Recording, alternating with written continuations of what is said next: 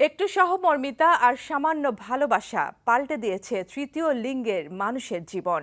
জোর জবরদস্তি বা ভয়ভীতি দেখিয়ে নয়, পরিশ্রম করেই তারা নিজের পায়ে দাঁড়াতে চান। পুলিশের এক কর্মকর্তার ব্যক্তিগত উদ্যোগ নতুন করে বেঁচে থাকার স্বপ্ন দেখাচ্ছে এসব মানুষকে। বিস্তারিত জাহিদুর রহমানের রিপোর্টে।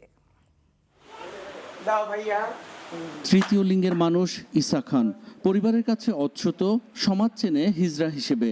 পদে পদে অবহেলা আর বঞ্চনা, ক্ষুধার জ্বালা মেটাতে তাই রাস্তায় নামতে হয়েছে এভাবে। আর বেলা শেষে এখন রাজ্যের হতাশা আর অনিশ্চয়তায় সঙ্গী কালীর জীবনে। অন্যদিকে বাঁচার তাগিদে নিজের ঘরে এভাবেই নাচের অনুশীলনে ব্যস্ত থাকেন অনেকে। তবে এসব মানুষকে নতুন করে স্বপ্ন দেখাচ্ছে পুলিশ কর্মকর্তা হাবিবুর রহমানের উদ্যোগ।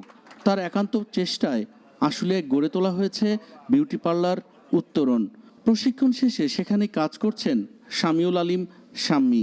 উনি আমাদেরকে হাত ধরে সমাজের মানুষের সাথে কাঁধে কাঁধ মিলিয়ে চলার পথ করে দিয়েছেন। আমরা চাই আমাদেরকে নিয়ে আরও কেউ কাজ করুক, আমাদেরকে সামনে এগিয়ে নিয়ে যাক, কেউ সাহায্য করুক আমাদেরকে। আমরা পিছিয়ে পড়তে চাই না। তারা সমাজে যে কাজগুলো করে সেগুলো কিন্তু আইন বিরোধী। তাদেরকে বিকল্প কর্মসংস্থান দিয়ে, যেটি দিয়ে তারা সমাজে সম্মানজনক আয় করে, জীবিকা করে তারা বাঁচতে পারে। বিভিন্ন অঙ্গভঙ্গি করে চাঁদা তোলা ছাড়াও নানা অসামাজিক কাজে জড়িত তৃতীয় লিঙ্গের অনেকেই এখন আসতে চান আলোর পথে। আমরা দুঃখী মানুষ, আমরা হলো দোকানে কালেকশন করি, কারো নবজাত বাচ্চা হলে সেটা নাচাই, কারো বিয়ে হলে যা নাচ গান করি, আমরা টাকা নেই। তো আমি যদি আমার একটা কাজকর্ম না পাই তাহলে আমি কি করব?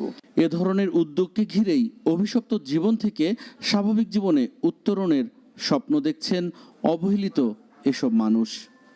Zahidur Rahman, NTV news, Savar, Dhaka.